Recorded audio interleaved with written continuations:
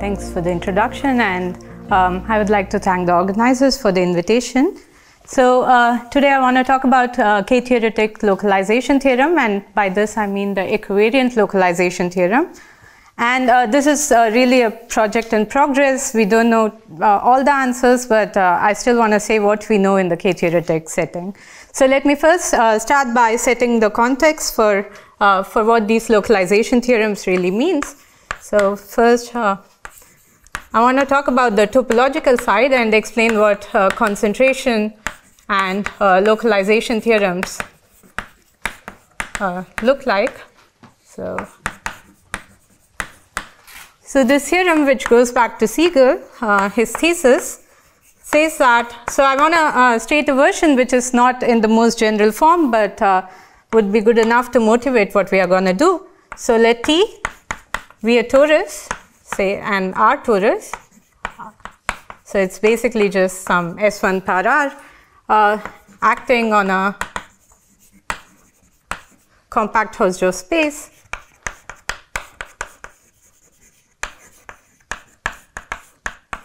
Space X, and let I denote the inclusion of the fixed points of the T equivariant the fixed points for the T action inside X, and I is the immersion into X. So let this denote the inclusion of fixed points.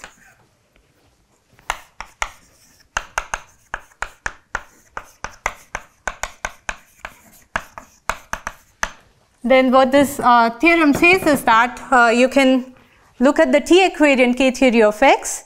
Then what happens is you can recover it from the T equivariant K theory of the fixed points up to some localization.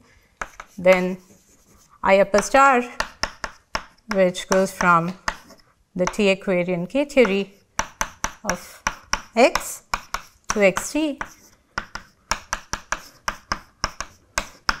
And this is nothing but the representation ring of T tensored with the non-equivariant K theory of Xt, the usual equivariant K theory, non-equivariant K theory. So this is just the usual complex K theory. And this is an isomorphism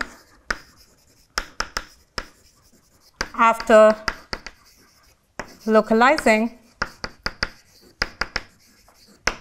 So both of these are modules over the T equivariant K theory of just a point, which is the representation ring of T. So that's where this isomorphism is coming from. And we can look at them as modules over RT. And if we invert all non-zero elements inside RT, then this becomes an isomorphism at the zero ideal. And as I said, this is, let me just fix this notation. So this denotes the T, so K theory of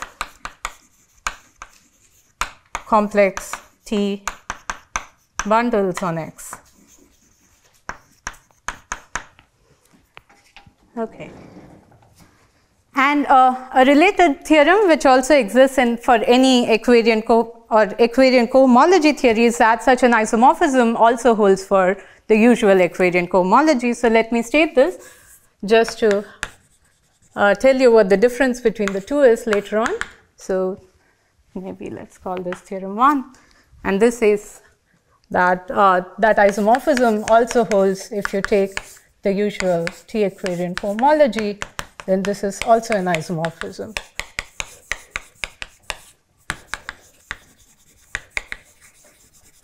After inverting the zero ideal now, or the zero ideal in the T equivariant cohomology of a point, which is just a polynomial ring E1, E2, ER, where these are the Euler classes of the canonical bundles on BT. So BT is just Cp infinity power R, so you can take the Euler class of the line bundles over that, and this would be generated by those things, and this is an isomorphism. So this is due to Borel, Young, Quillen, and other people, basically. Okay. Well, sorry, what's the zero idea? What do you like? Just invert all non-zero elements inside there. So you want to invert all non-zero elements in that, and then you can make sense of both these sides with the inverted thing, and that's an isomorphism. Okay. The second isomorphism in theorem 1, in the displayed diagram, right? Is that part of the theorem, or that is already known? This is any time that you have a trivial T action on anything, then this would be true that the T equivariant K theory, you can write it down as representation ring tensored with the ordinary K theory. So this is just true. Yeah. Okay, and then in both these cases, you can write down some localization formulas. In the special case when X is further a complex T manifold. So this is due to Atiyah and Segal in the K-theoretic context, and due to Atiyah-Bott, and also due to Berlin and Werner in the cohomological setting, in this setting. So far this theorem was telling you that you can get all T equivariant cohomology classes on X from some T equivariant cohomology class on Xt, or just cohomology class on Xt, up to inverting something in Rt. But this theorem says that if moreover you have a particular case of a complex T manifold, then you can give an explicit expression to where that class comes from. So let X be a complex T manifold. Then for any alpha, and say, let me just put it this way, this is also true for the K theory thing. So it's or K use star T of X. Alpha is I lower star, I upper star of alpha. And then you have to invert some Euler class of the normal bundle of the inclusion of Xt inside X. And if you're in K theory, you'll just do the same thing, but call this lambda minus 1. So this expression is also true in that. And once you have this isomorphism, this is basically just a fancy form of self-intersection formula. So you are in the differentiable category now? Yes, I'm in the differentiable category now. Yes. Okay. So let me make a few remarks about this theorem first. So the first one is that, as I said, this holds more generally. So theorem 1 and theorem 2 also hold for other group actions. And you could also localize the different elements than all non-zero elements. Because if you're doing some other group action and you're looking at the representation ring, then you might not want to invert everything which is non-zero, because this can kill a lot of things. But you can do it with different multiplicatively closed subsets. So it holds for other group actions and other multiplicatively closed subsets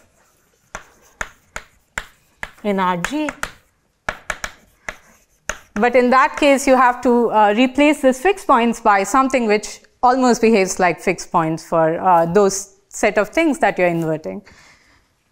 Okay, so. And then the other remark that I want to make is about the application of this kind of theorem, of the localization theorem. So this is used to compute index of holomorphic equivariant bundles and degree of characteristic classes which have natural equivariant enhancement and so on. So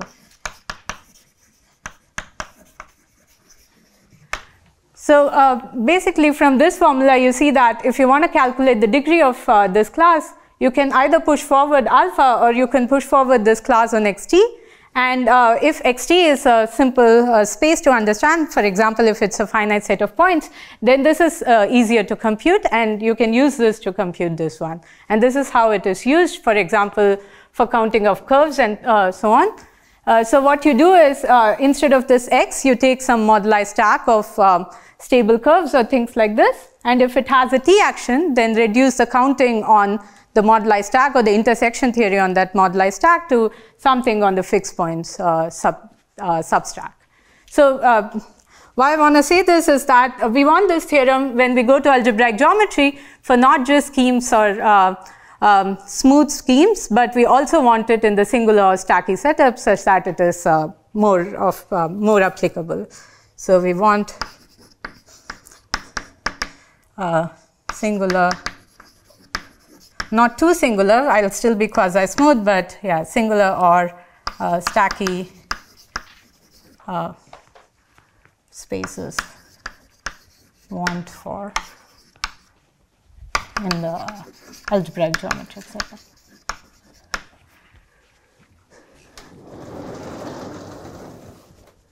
Okay, so this is where I want to go. I want to talk about these theorems in the algebraic geometric setup. So the main goal of this talk is to prove concentration theorem and the localization theorem, localization theorem for algebraic K-theory.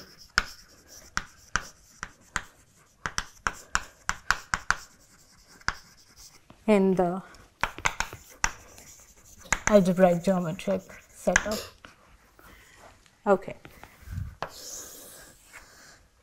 So first of all, when we try to do this in the algebraic geometric setting, then we have a few choices to make. So in topology, we were working with the T-equivariant K-theory, but now you could work with either a Borel mode type of theory, which is the T-equivariant G theory, or you could work with the T-equivariant algebraic K theory, or if you want homotopy invariance, then you could work with T-equivariant homotopy K theory. And yeah, so there are a lot of choices, and you want to know in what kind of setup does this theorem hold. So the first one is that we have a choice between Borel mode homology and cohomology theories.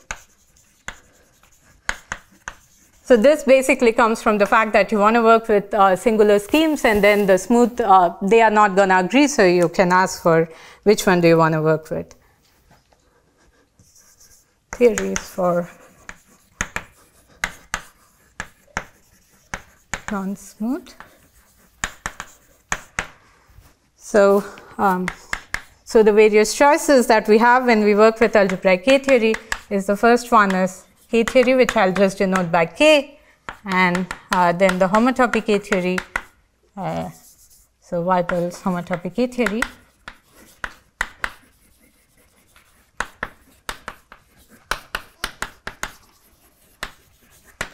KH, and then the K theory of coherent sheaves, which is G theory, which I'll denote by G. And if there's a group action, I'll just put that in the either the super or the above or below, depending on where I want to put the stars. Okay. So and another difference that I want to point out is that between theorem 1 and 2, so theorem 1 is an equivariant cohomology theory, but it's a genuine theory.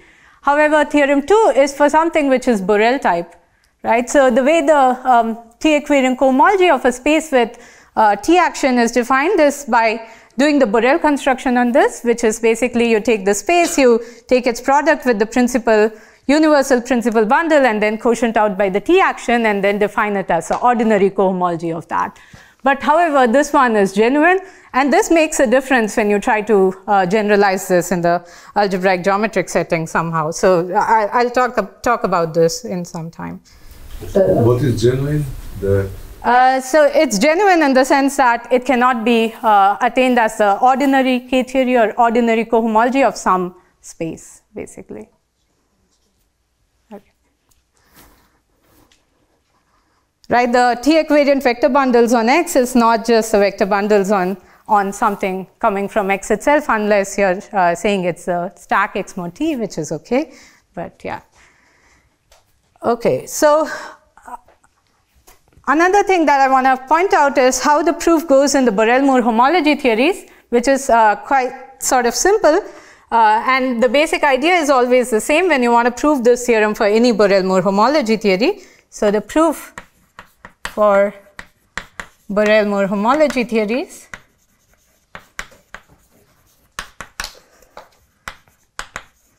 the main idea is to show that if you take the T-equivariant Borel-Moore homology, or let me just, I'm calling it H, but it could be any kind of Borel-Moore theory, but I'll just do this actually throughout the talk. So if I take the Borel-Moore homology theory, T-equivariant Borel-Moore homology theory of a space X, where T acts on X without any fixed points,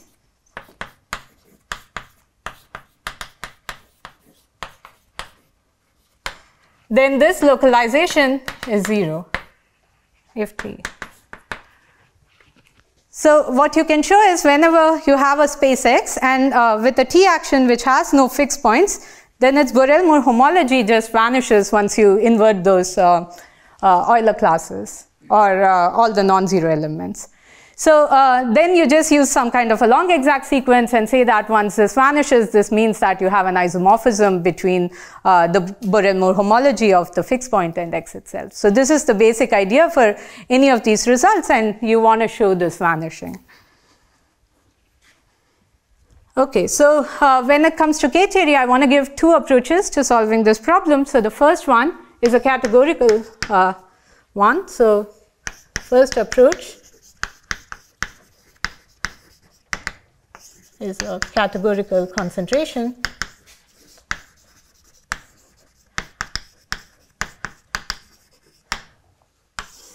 So what we do is, instead of making a choice between the Borel-Moore or the cohomology theory and trying to prove, for example, for cohomology, it's much harder to prove, because what you need to prove is that when you take this map from the cohomology of xt to cohomology of x, the other way around, then what you need to show is the vanishing of a fiber, which is a relative cohomology group.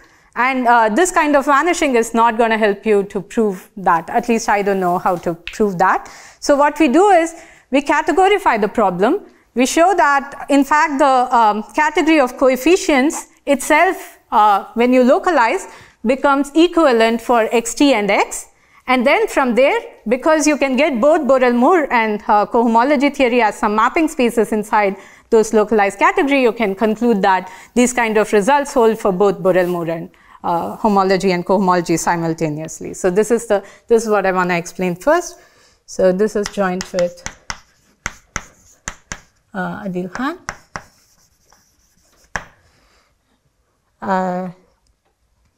So categorification. So this is the main idea. Prove concentration theorem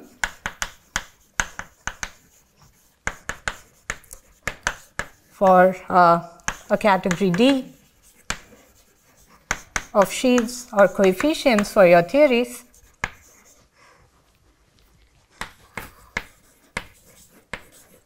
So you can think of D as SH, as in Romestock, or you can also take this to be Eladic sheaves, which I'll D et al. Of Eladic. Maybe I'll just put a L here. Yeah. Okay. So my D is going to be any of these categories, and then what we want to show is, as I said, you want to plug in xt or x and show that the categories are equivalent up to some localization. And why we do this is that, first of all, as I said, you can get the Borel-Moore and cohomology statements simultaneously. And the other advantage is that we can actually prove this just using the methods from before. Because there is a Verdier sequence which goes from the derived category of xt to x, and then what you have is the category which is on U, on the complement of x minus xt, and you can use the same kind of methods, just categorify the proof that we had before to show that this one vanishes upon some localization.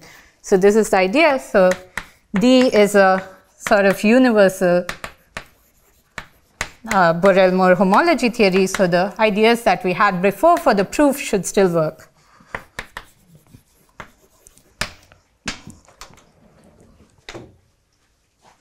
And what we want to do is take Homs in D and then take.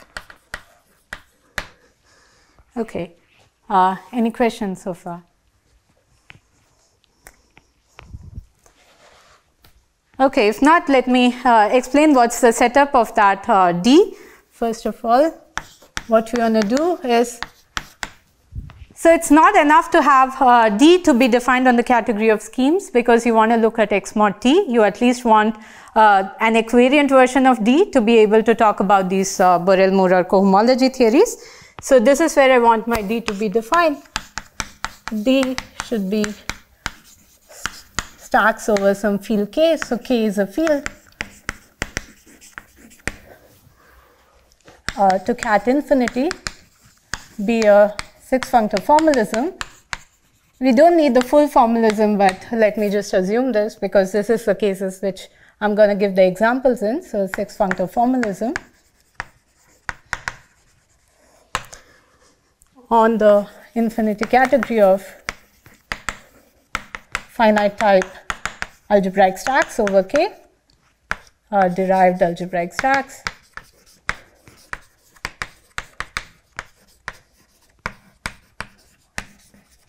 You can also restrict it to just things which are representable over Bt and so on if you're just interested in the T equivariant thing. But I'm going to define the general version first, and yeah, you can restrict to smaller category of stacks as well. Okay, and we further want it to be topological in the sense that you want localization sequences to hold. Localization sequences for closed open pairs.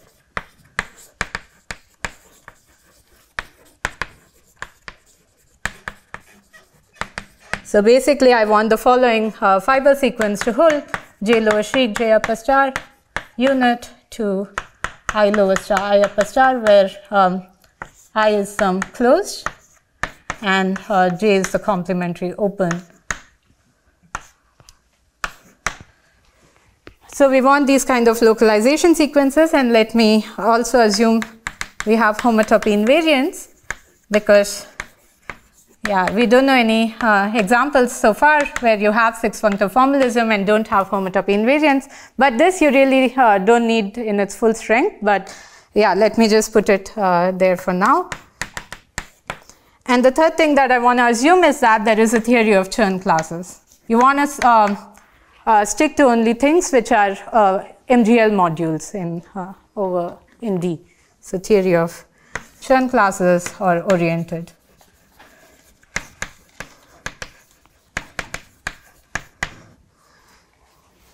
Okay.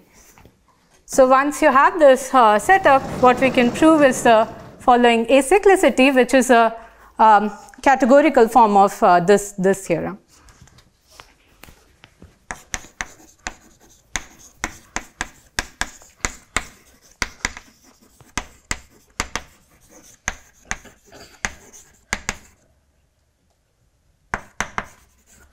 So it's a categorical and stacky form of that theorem, where I don't want to assume that the stack is X mod T, but tell you a general condition when such a localization vanishes.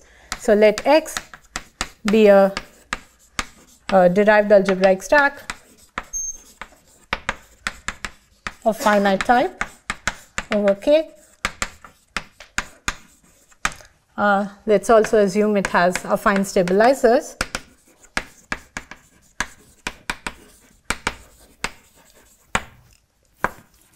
Let U sitting inside X be a quasi-compact open.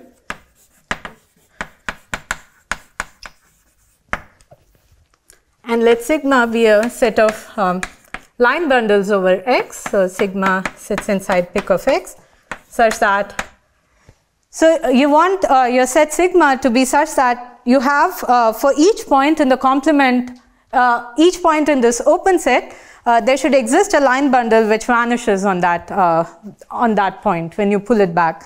So such that for every X in U, there exists some line bundle in sigma, such that L, when you restrict it to the classifying space of the automorphisms at the point X inside X, then this should be trivial.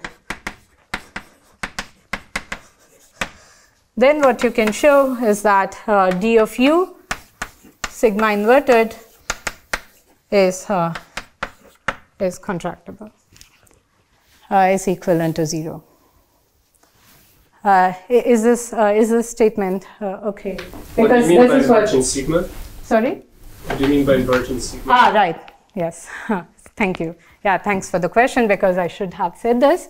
So what I mean by this is I want to take the set S sigma of morphisms, which is given by Euler class of L, which gives you a morphism from F to F for any F in D of U. And then I want to take this set of morphisms and invert those. And I want to do this naively and not do the Bousfield localization, because it would also be true for the Bousfield localization that if you invert with respect to this S sigma and take the D of U and take the localization, it's still 0. But I really want to write this version because this is what gives me the Borel homology or cohomology version. So you're acting on L by the Euler class. So L is the line bundle, so I can talk about the Euler class of the line bundle, but to be honest, I should put also a twist here. So then what I want to do is I want to take F inside D of U, and Euler class of L defines a map from F to F twisted, and I want to invert all those morphisms. This there's a set theoretic problem, and you should just restrict to geometric sheaves or something, but I'm just going to ignore that. Okay. Is it like Charanya class inversion when you have elatic cohomology, or? So this is the top Chern class of the, so for a line bundle it's just the first Chern class. So yeah, that's what I'm inverting. I'm looking at it as a morphism and then inverting that. Yeah. I want to call this Euler class just to be consistent throughout everywhere. Sorry, yeah. Okay, so what that theorem tells you is the following, which is form of the localization theorem. So, or this is really a corollary of that vanishing. So let X be a scheme or an algebraic stack with T action.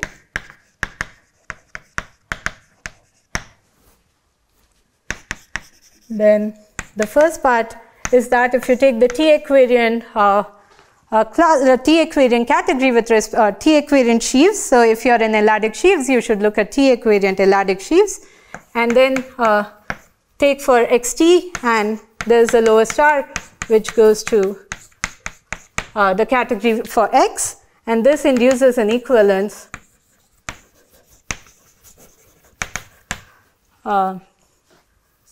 so dt xt sigma inverse. So let me put a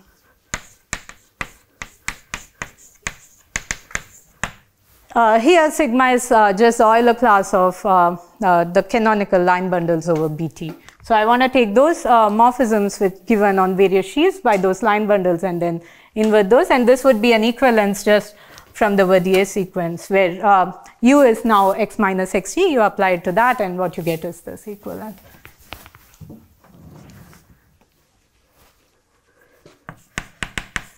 And then for Borel homology and cohomology with coefficients in these kind of categories, you can show that you also have the localization theorem. So xt, there's also some relative to some s, and you take coefficients in a sheaf f, then I lower star, which goes to the Borel homology of x with coefficients in f. This is a isomorphism, so after inverting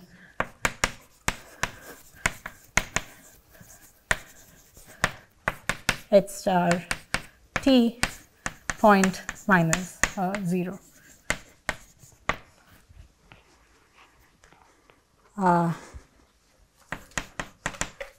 And the cohomology, sorry? What is over S? So when you do Borel homology, you can do it relative to a base. So S is just some base, which is also in over the field K with T action. or maybe with trivial T action.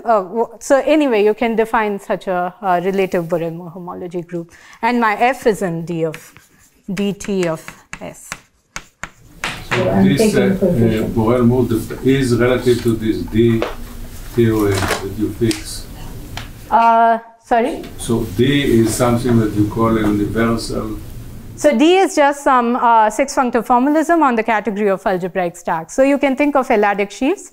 And then F is just a L-adic sheaf on some stack S or S mod T over, it's just a L-adic sheaf over S mod T, the stack. So which kind of category is D or dt of xt? It's a So I'll get to that in a moment, because that's the point that I want to make. As long as you do L-adic sheaves, then there's just one way to do it. But if you want to do motivic homotopy category, then there are two ways to do it. And this is why we can get some results and some not. So I'll get to that in a moment. For now, just the only example that I want you to keep in mind is L-adic sheaves. Because there's an extension to the category of stacks in a unique way. It has étale descent, and there's no problem. Yeah. Okay. So for cohomology, also you have this. If you localize, then there's the I upper star is a isomorphism. Xt with coefficients in F. Now F is just some absolute spectrum, or F belongs to, say, dt of x. Okay, there's also a statement which says that the Borel motive itself of x and xt becomes equivalent once you localize, but I'm just going to skip that and go ahead.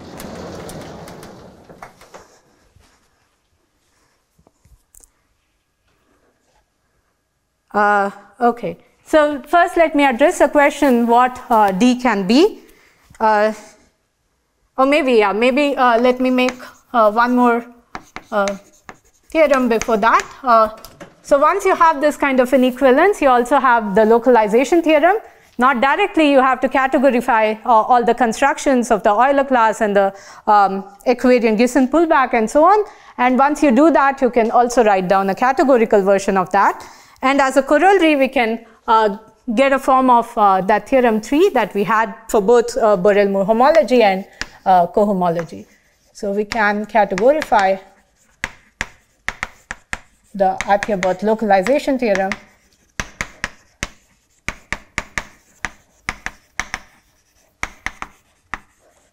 in the case when, so before we had to restrict to the case when X is a complex T manifold, but now what we have to do is we have to work with quasi-smooth things, but also we cannot work with, okay, for this, yeah, you also have to work with Deligne-Mumford stacks for this to be completely useful, but yeah. So in the case when X is quasi-smooth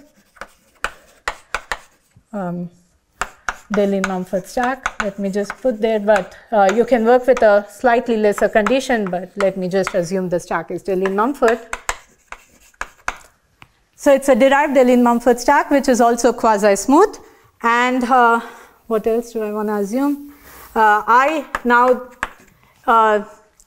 I want to make a choice for this inclusion of xt inside x. So when you're working with algebraic stacks, then you don't just take the fixed point subscheme, and also you want a derived structure for all this to make sense. So the natural thing to do is look at the homotopy fixed points of the T action on x.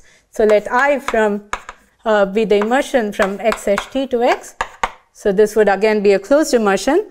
Then what you can show is that the inverse of I lower star is some kind of a refined T equivariant Gisin pullback, and you have to cap it with the normal bundle. So this is not really a bundle because you have a quasi-smooth situation. So this is not going to be locally free sheaf, but it's a complex. And what you can do is you can define Euler class for those things, and then show that it's also an invertible morphism. And this is what I lower star inverse would look like. What is quasi-smooth? So it just means that the cotangent complex is perfect of amplitude in -1, 0. Yeah, thanks. So this is like a complete intersection. Yes, if you are working with underived things, then it's like a local complete intersection. But if you're in the derived situation, then this is what it is. So this is on the Borel-Moore homology. And on cohomology, you can write down the inverse to I upper star. And what that is a Gisin push forward capped with the Euler class. And also this is not the usual Gisin push forward or pull back for quasi-smooth morphisms, because even when X is quasi-smooth, your homotopy fixed points would be quasi-smooth, but this morphism is only 2 quasi-smooth, which means it has one more term, and then you have to define what this really means, and this only exists at the level of the localized categories. So this is where it makes sense to talk about that.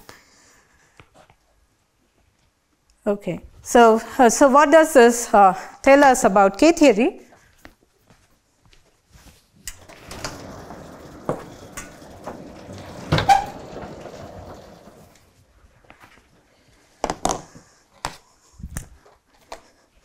So as I said, you could take D to be L-adic sheaves, but if you want to work with K-theory, then you want to look at least with homotopy K-theory or G-theory, you would want your D to be SH.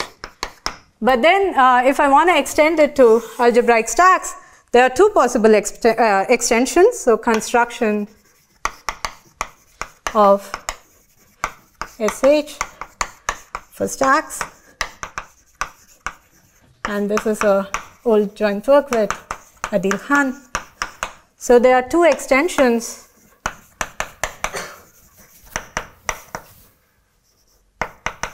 of the Morel-Voivodsky category SH of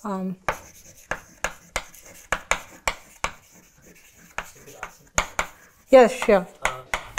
Yes, I guess D is a function from stats to cat infinity. So could you recall what was like D to the T? So it's just D of X mod T. I'm just writing it such that you are reminded of the equivariant thing. I'm really cheating, but yeah, that's what I mean. It's just D applied to the stack X mod T, which is over K. Yeah. Okay, so there are 2 extensions of the usual motivic homotopy category for schemes.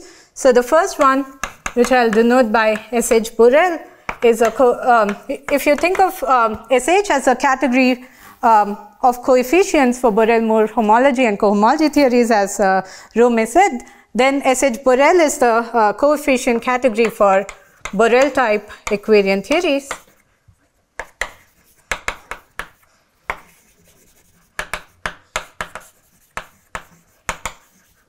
And it is constructed by somehow right-hand extending from the category of schemes along some smooth morphisms. So I won't define this, but you can ask me later, but there are 2 categories, and the other one is what I'll write as SH genuine, which is the coefficient for genuine equivariant theories.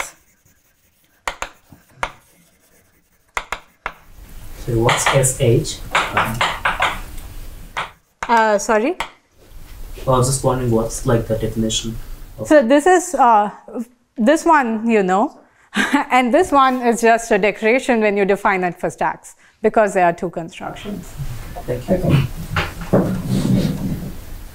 So when I say Borel type equivariant theories, I mean what we can show is the usual equivariant Chow groups. For example, is a Borel type theory. It's defined as the Chow group of some Borel construction of some scheme, and this can be represented in here. It's also true up to something for cobordism, and the only genuine theory that I really know is algebraic K-theory, and this sits over in SH genuine. So this contains KGL, and this is a result of Mark-Weber. So equivariant algebraic K-theory of or homotopy K-theory of schemes are representable inside SH genuine. So what we can do is we can apply our categorical theorem, this one, to D equal to either SH or SH Borel or SH genuine, and then we get some results for Borel equivariant theories and some for the genuine ones. So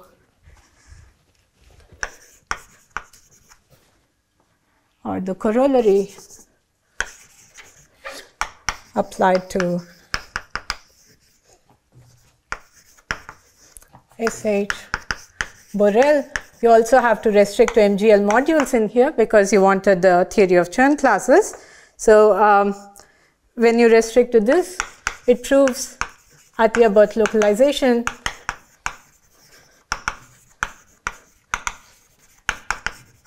for Borel type theories.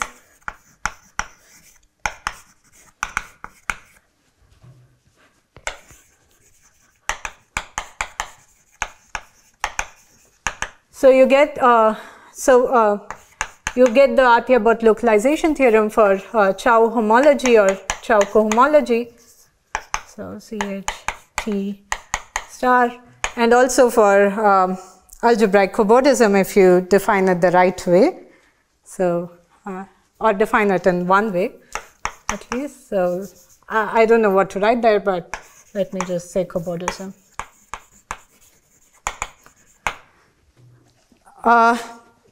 And then if you apply to SA genuine, then you would get the result for algebraic K-theory, but it has some limitations. So limitations for SA genuine. So the first one is that we can define SA genuine only for algebraic stacks, which we call are scalloped, which basically means that they have separated diagonal and some nice stabilizer groups. We don't know how to define a genuine SH for all algebraic stacks, so this would just give the result for those stacks. So works only for scallop stacks.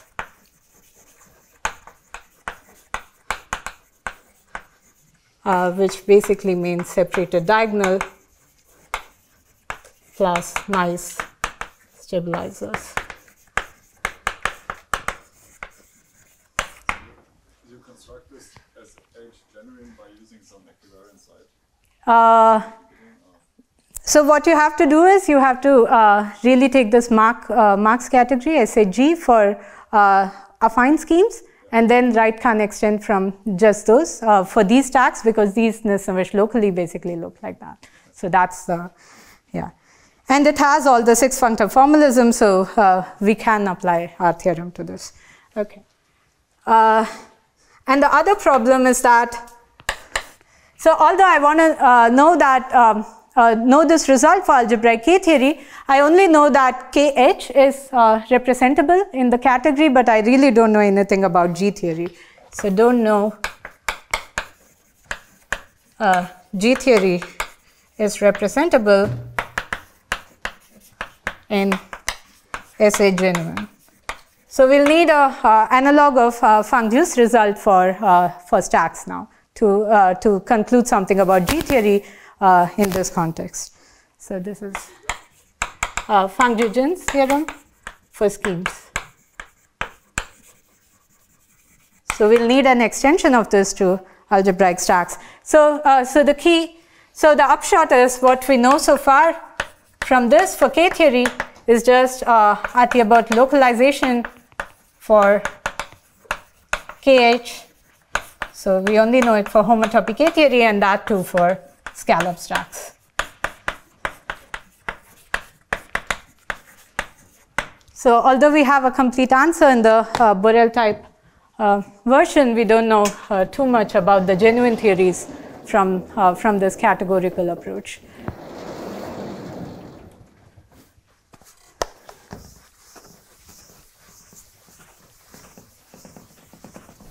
Sorry, Charanya. I can always talk whenever I have any cohomology theory, any spectrum. I can always talk about like the cohomology theory represented by that, or the Borel homology theory. Yeah. And I can also do this for KGL. Yes. And you said that the Borel homology theory, you don't know the relation with G. Yes, it's you can talk about the Borel-Moore homology theory with coefficients in KGL, but whether it's really G theory of coherent sheaves on the stack is not not known. No, So but I mean, it should be the correct G-theory. Yes. It should be. So many things should be correct, right? Like, unless we prove them, we cannot say anything about them. So, anyway, so in which, I know the example of a cohomology, but in general, when you have your D, your kind of six-functor formalism, or in which thing the H lower star and H upper star in the corollary lie? So in whatever D you have the six-functor formalism for in stacks, along with the localization theorem, and it's oriented, F is oriented inside that, then you have this Borel-Moore and cohomology statement for those things. So those are graded, no, they are, what kind of objects are the H star and H upper star? They are billion groups? Or? Yes. So you can do this at the level of the spectra itself, which represents it. Then you have a localization of the spectra, same as as a module spectra over the ring spectra of the cohomology, there's isomorphism. You could also do it at the level of the groups. Look at the Euler classes as elements in the cohomology and then take the direct sum of all different degrees of cohomology theories, just to make sure that the I upper star and I lower star go to the correct places. So you have to take the direct sum of all the various shifts and then it holds at that level. Yeah, thank you. Okay, so let me talk about the second approach, which only proves basically concentration for G theory.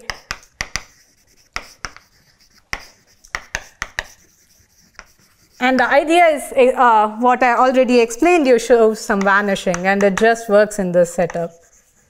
Sort of too simple, but it does work. So joint work in progress with Adeel and Hyeonjun Park. So what we do here is use the long exact sequence,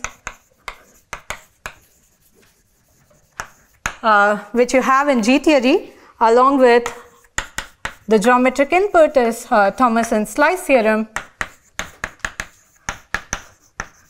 And you have to, in some sense, stackify it. You don't really have to stackify it. You just have to show that even for the case of stacks, you can always reduce to the showing something on the scheme itself. So this is the main input. So slice theorem and proof for G theory.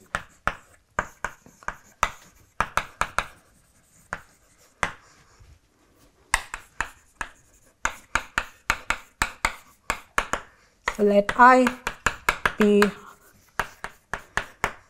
the inclusion of a closed substack of a stack X. So be a closed immersion. So I want to state the stacky version first, and then the T equivariant version would directly just follow from it if you plug in something mod T everywhere. So closed immersion of derived algebraic stacks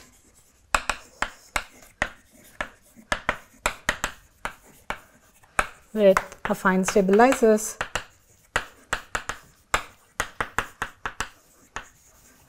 and of finite type over K.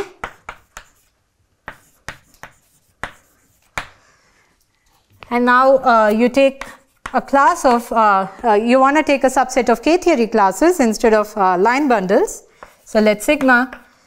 This is why this theorem somehow works slightly better if you are working with K-theory, because you are also allowed to invert vector bundles, which are better if you are working with a group which is not like a torus, so it's not semi-simple or something. So basically, you have more representations than one-dimensional, then this is a better place to be.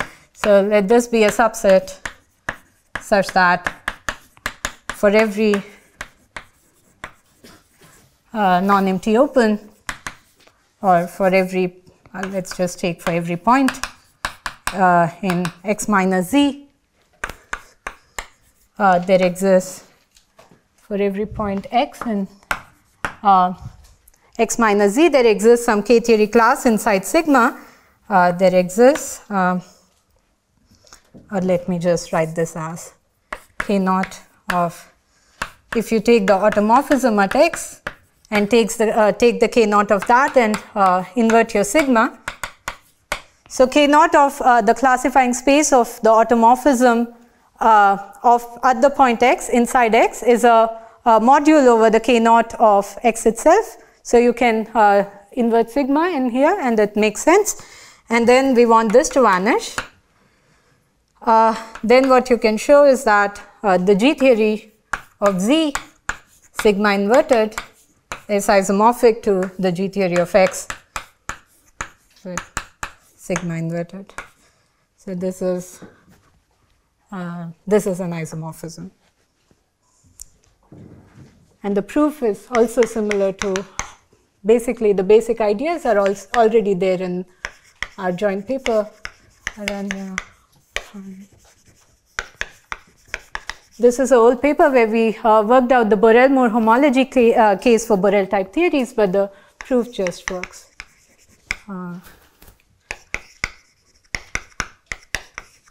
So basically the same proof.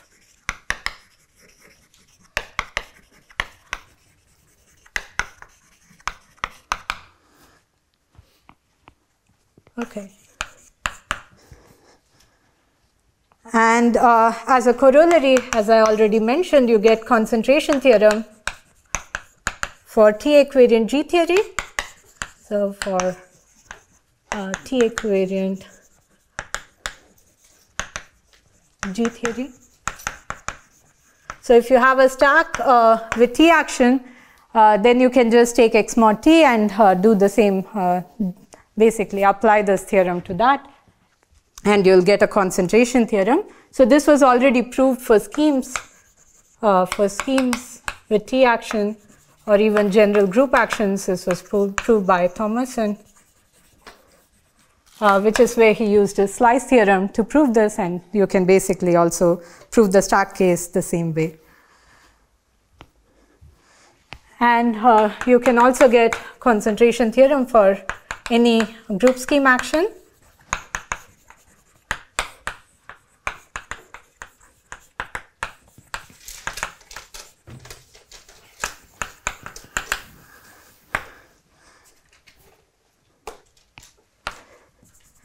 And you also can prove directly a virtual localization theorem of this form without doing any categorical thing and just constructing everything at the cohomological level itself. So again, if X is a quasi-smooth DM stack with T action,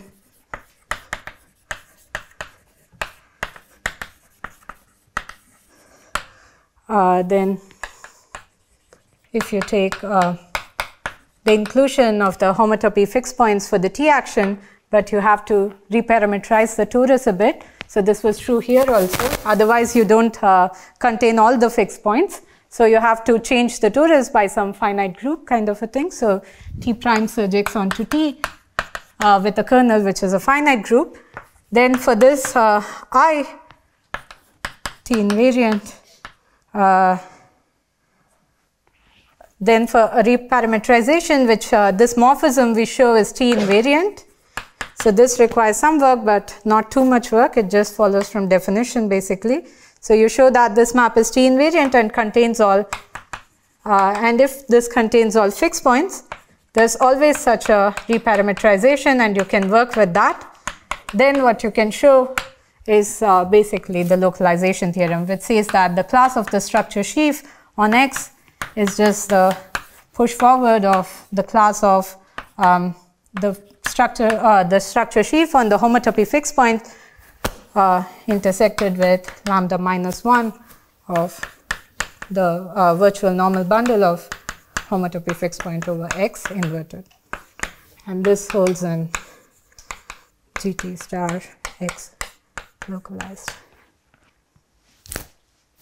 And right, so as I said, we don't know whether this theorem holds in any form for algebraic K theory, and we don't know if it holds in the most general setup for homotopy K theory, but this G theory statement itself, we hope to use it to prove some kind of a Riemann-Roch theorem.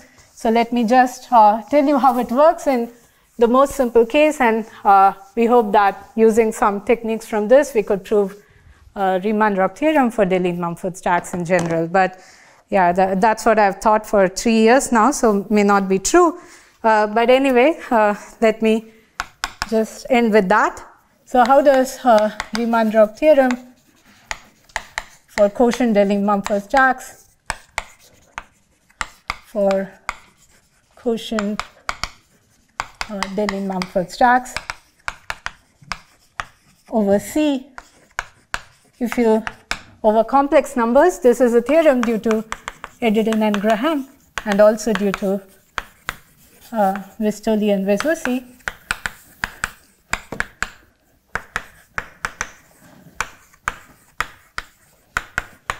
And the proof is basically the following. So what you do is, you take the G theory of X, and then what Segal tells you is that this is same as the direct sum of G theory of X.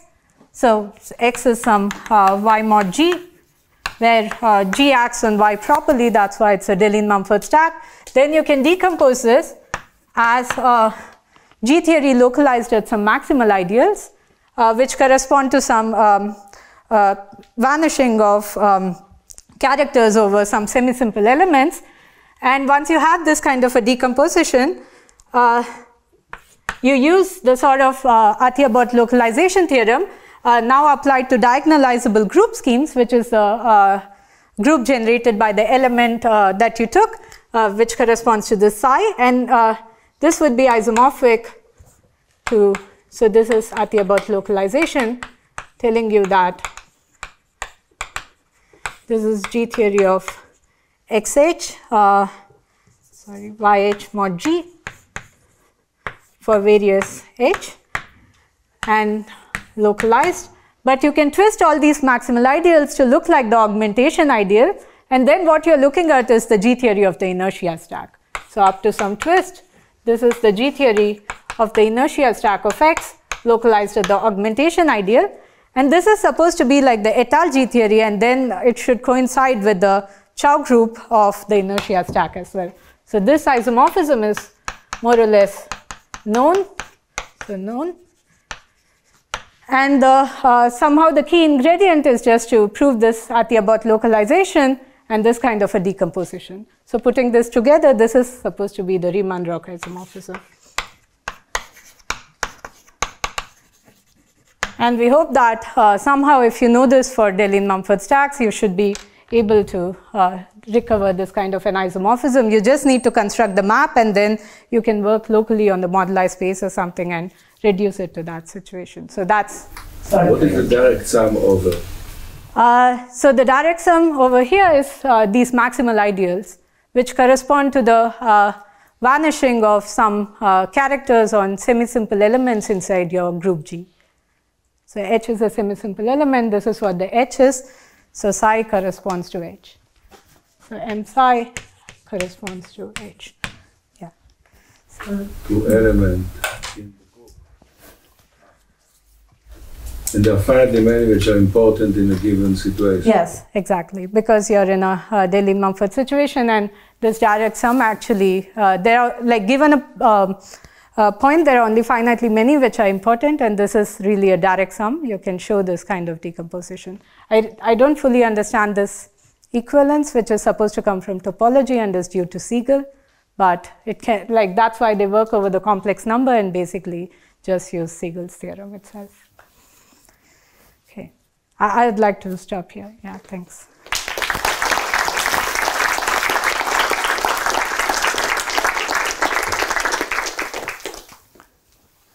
Questions? Yeah. Charanya, I'm a bit confused here. Isn't this already done in Owen's thesis? But what Toen looks at that point, he doesn't really look at this one.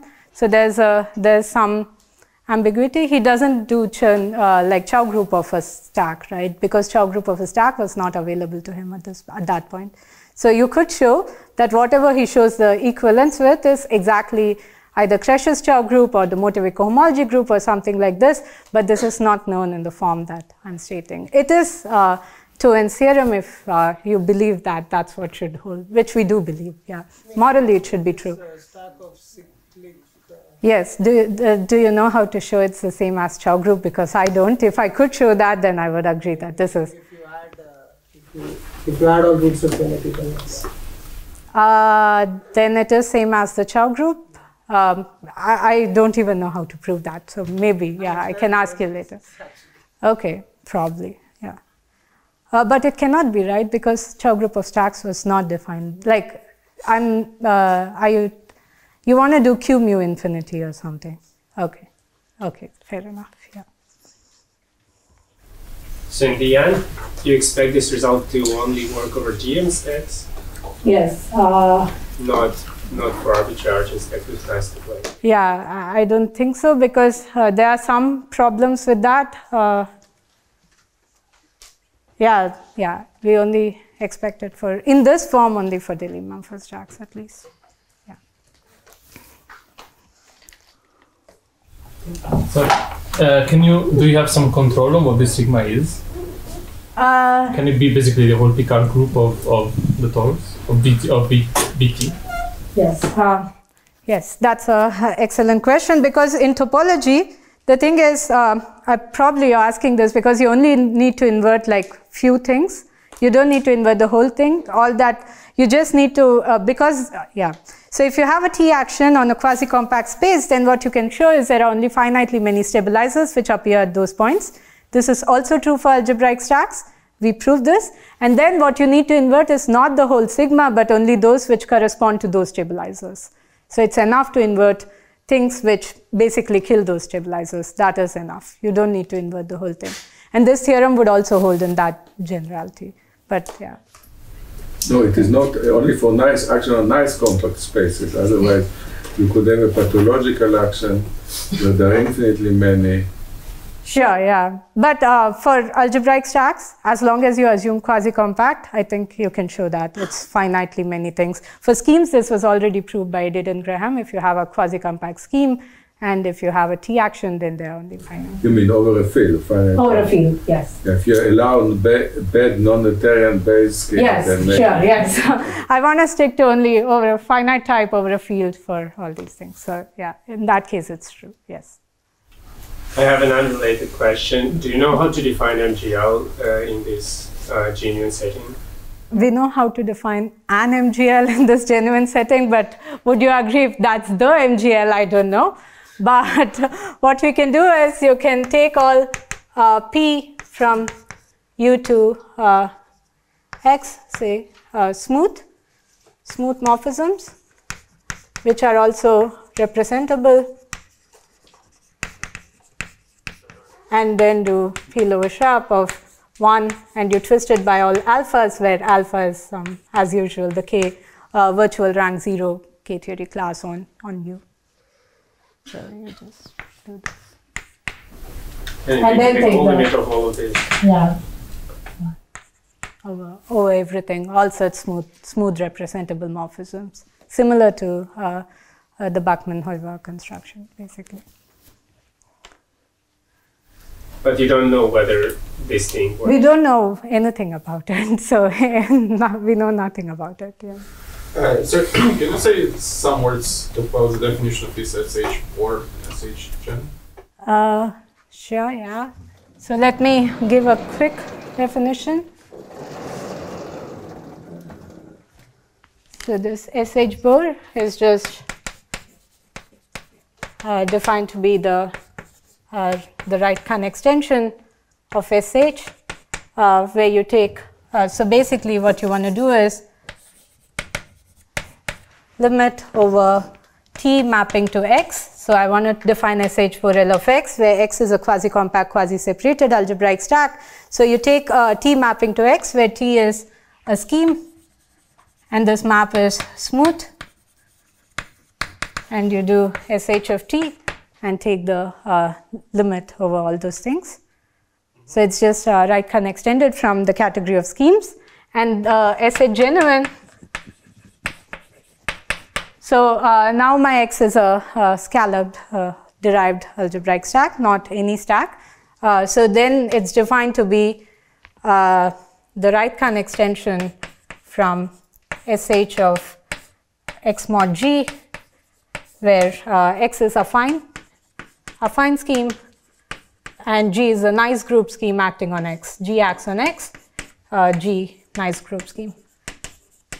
And then what this is just Markov-Vaz category. So this is just SAG of X, which is basically constructed by taking homotopy invariant Nisnowitz sheaves on X. So G equivariant sheaves on that.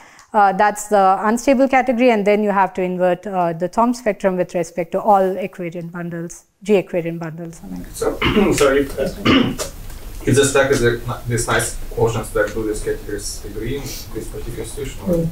Or for these two, do they agree? Is that the question, or? X mod G is nice, yes. If X mod G is nice, then SH genuine of X mod G is SH G of X.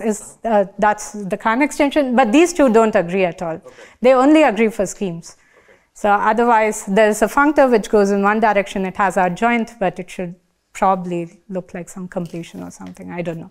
Yeah, that's the. Is there some condition on the map from X mod G to calligraphic X? Yes, it's a smooth morphism. So it's a smooth morphism from a quotient stack. From a scheme. So in this one, it's a smooth morphism from a scheme to X. In this, you can restrict also étale morphism from these kind of X mod G's to the stack X when you can't extend. So you can't extend from all these things, but you can also show that it can be written as a limit where you take T to X, where T is now of this form, X mod G, and the map is étale representable. So when you consider instead of Nisnowitz sheaf and so on, the equivariant sheaves, so usually there are not so many equivariant sheaves. If you have a connected group acting trivially, you cannot have many. You don't have. Right. So do you allow this like positive dimensional stabilizer? Or?